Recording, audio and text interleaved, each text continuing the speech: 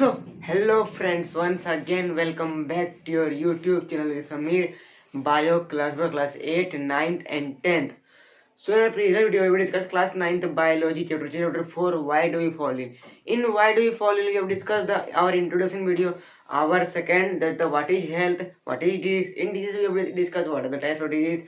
In type of disease we have discussed the disease depending upon birth and the depending upon duration. So these are the things we have discussed. Now in our today's video we are only going to discuss the what is AIDS and the what is the AIDS spread. मतलब क्या ads जो होता है ना, हम जो आपको अगले क्लास में बताए थे एड्स कौन सा वायरस से होता है, वो उस चीज को हम लोग आज पढ़ने वाले हैं. और एड्स कैसे स्प्रेड होता है, मतलब कि एड्स तो हम जानते हैं इन्फेक्शियस डिजीज है, एक पर्सन से दूसरे पर्सन आता है, तो वो स्प्रेड कैसे होता है, मतलब क्या उसका कौन कौन सा क्राइटेरिया है जो जिससे वो स्प्रेड होता है. और हम लोग देखेंगे प्रिवेंशन ऑफ एड्स, मतलब क्या अब एड्स से कैसे बचा सकता है. प्रिवेंशन मतलब बचाव होता है. एड्स से कैसे बचे हमको कि हमको एड्स ना हो, वो वायरस हमको ना हो. तो चलिए आज स्टार्ट करते हैं फिर से. Once again welcome back to my YouTube channel. तो चलिए स्टार्ट करते हैं. तो सबसे पहले एड्स होता क्या है. एड्स एक ऐसा वायरस है, एड्स एक ऐसा वायरस है, क्या बोले, एड्स एक ऐसा वायरस है जिसका नाम है एक्वायर्ड इम्यूनो डिफिशियंसी सिंड्रोम. यहाँ पे हम लोग लिख लेते हैं क्या है ये, एक्वायर्ड इम्यूनो डिफिशियंसी सिंड्रोम. ये क्या है हमारा, इस एड्स का फुल फॉर्म क्या होगा, एक्वायर्ड इम्यूनो डिफिशियंसी सिंड्रोम. अब यहाँ पे इम्यूनो आता है तो इम्यूनो से वो क्या बदलता है, इम्यून सिस्टम. मतलब ये जो एड्स है, ये जो एड्स हमारा जो वायरस करता है उसका क्या नाम है, HIV. क्या नाम है हमारा, HIV. ये किससे होता है, हमारा HIV वायरस से. और इस HIV वायरस का भी फुल फॉर्म है क्या है, ह्यूमन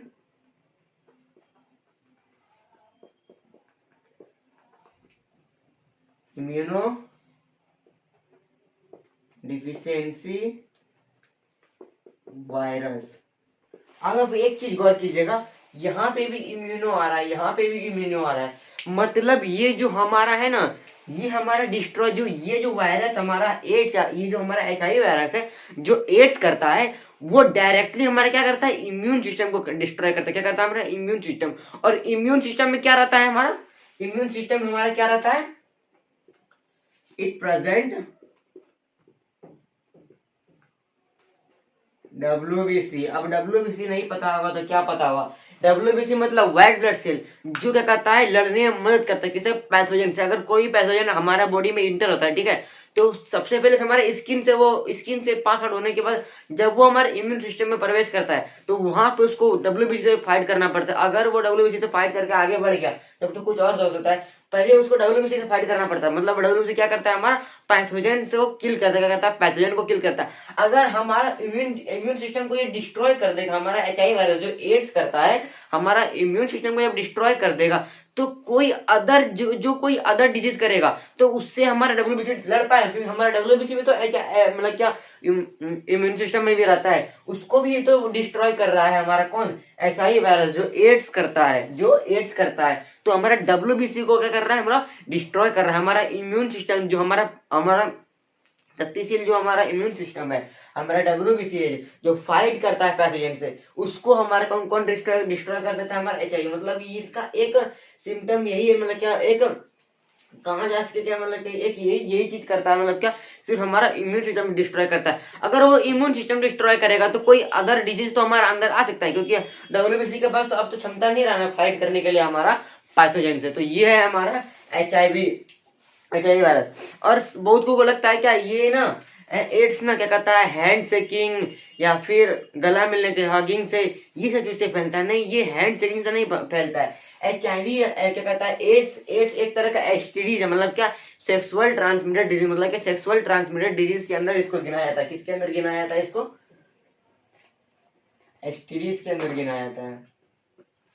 इसको किसके अंदर ये गिना जाता है? एसटीडी मतलब सेक्सुअल ट्रांसमिटेड, जो सेक्सुअली ट्रांसमिटेड डिजीज होता है उसको इसको इसके अंदर में गिना जाता है, एड्स के अंदर में। ये तो बात होगी हमारा पूरा एड्स के बारे में।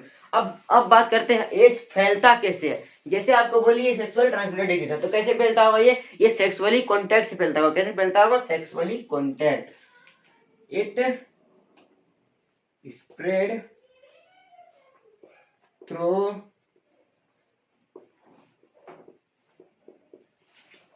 Sexually contact. इससे फैलता है। कैसे फैलता है? ये सेक्सुअली कॉन्टैक्ट से फैलता है। और दूसरा क्या वजह होता है? अगर किसी पर्सन को एचआईवी है तो उसके ब्लड में तो होगा ना, तो ये किसे फैलता है? जैसे कोई भी ब्लड डोनर होगा, ठीक है, तो उसको मतलब कि जैसे जैसे मान के चलिए कोई भी एचआईवी पॉजिटिव होगा, ठीक है, तो उसके ब्लड में तो होगा। अगर वो ब्लड अगर कोई भी मतलब कि आदमी वो इंजेक्शन ले रहा है, ठीक है, तो अगर फिर वो क्या कहता है इंजेक्शन किसी और को दे मतलब क्या लग गया, वो डिस्पोजल इंजेक्शन नहीं हुआ, तो फिर वो क्या कहता है दूसरे को फैल सकता है। किसे और किसे फैल सकता है? Through injection, through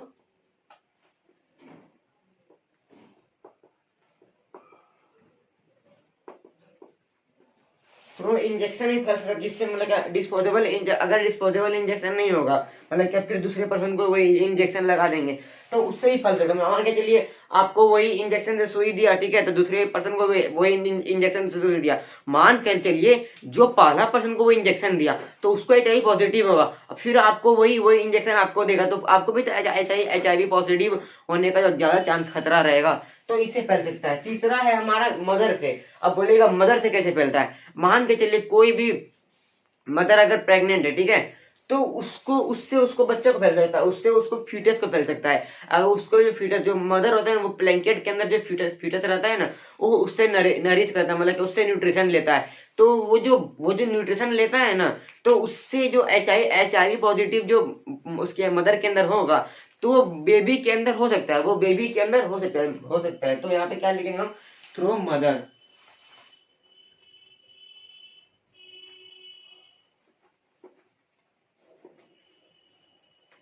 through mother who is HIV positive, ठीक है, तो मदर जो एचआईवी पॉजिटिव होगा उससे भी हो सकता है। चलिए ये तो बात होगी हमारा स्प्रेड कैसा होता है। और यहाँ एक ही बात गौर कीजिएगा, एचआईवी हम जो पहले आपको बताएं वो हैंड शेकिंग या मेटिंग, हैंड शेकिंग या फिर कोई किसी का दूसरा रुमाल से वो सबसे नहीं होता है। ये मेनली सेक्सुअल ट्रांसमिटर होता है, दूसरे का इंजेक्शन यूज करने से होता है, मदर का फ्यूटस से मतलब क्या मदर जो होता है जो एचआईवी पॉजिटिव उससे भी हो सकता है। तो ये सब चीज से वो हो सकता है। अब बात करते हैं इससे बचा कैसे जाता है, प्रिवेंशन कैसे किया जा सकता है। सबसे पहले जो प्रिवेंशन आप कर सकते हैं इसको क्या बोलते हैं, सबसे पहले आप जो प्रिवेंशन इसको कर सकते हैं वो मेनली क्या कहता है, क्या कहते हैं सेक्सुअल मेटिंग की कहता है। सेक्सुअल मेटिंग से तो ये तो हमारा हो गया, कैसे फैलाया जा सकता है, कैसे इंजेक्शन मतलब थ्रो इंजेक्शन से हो सकता है। अब बात करते हैं हम लोग प्रिवेंशन कैसे करें, मतलब कि बचाव कैसे करें, एड्स नहीं होने के लिए बचाव कैसे करें। तो सबसे पहले हम लोग को जो क्या कहता है बचाव करने के लिए सबसे पहले हम लोग को एजुकेट होना पड़ेगा। किसके लिए? एचआईवी मतलब क्या एड्स के तरह। पीपल शुड बी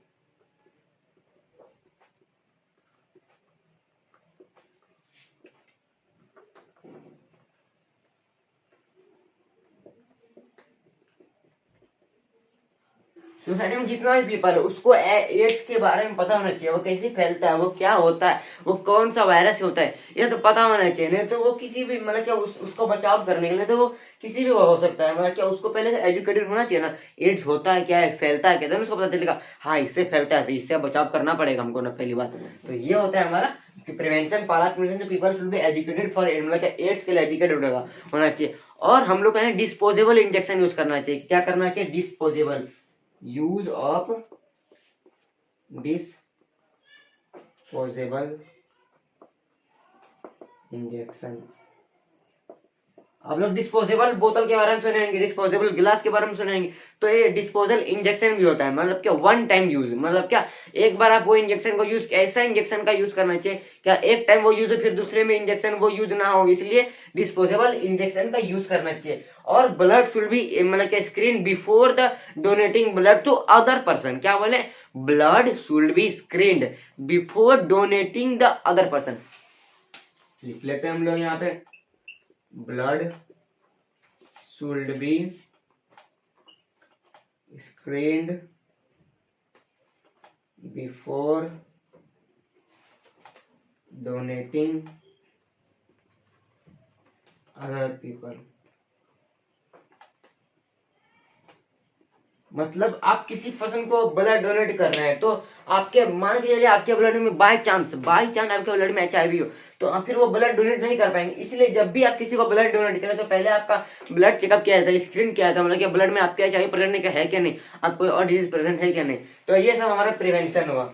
तो आज हम लोग क्लास आज का हमारा क्लास खत्म हो गया। आज की क्लास में हम लोग क्या देखेंगे, एड्स के बारे में पढ़े, एड्स से बचा कैसे जा सकता है, एड्स फैलता कैसे, एड्स होता कैसे, एड्स कौन सा वायरस से होता है। तो अगले क्लास में हम लोग डिस्कस करेंगे लास्ट टॉपिक, ये why do we follow chapter का last topic, prevention of treatment and prevention of principle of treatment and prevention of treatment के बारे में हम लोग डिस्कस करेंगे। मतलब कि किसी ट्रीटमेंट को, किसी डिजीज को ट्रीट कैसे किया जाता है, किसी डिजीज से बचा कैसे जा सकता है, उसको देखेंगे। ठीक है, तो उसके बाद हम लोग अपना नया चैप्टर स्टार्ट करेंगे, नेचुरल रिसोर्स। मतलब क्या नेचुरल रिसोर्स, हम लोग नया चैप्टर स्टार्ट करेंगे अपना। तो तब तक के लिए thank you for watching my video and stay tuned in my next video and hope you have enjoyed this video and share this video to your friends and your families. Thank you.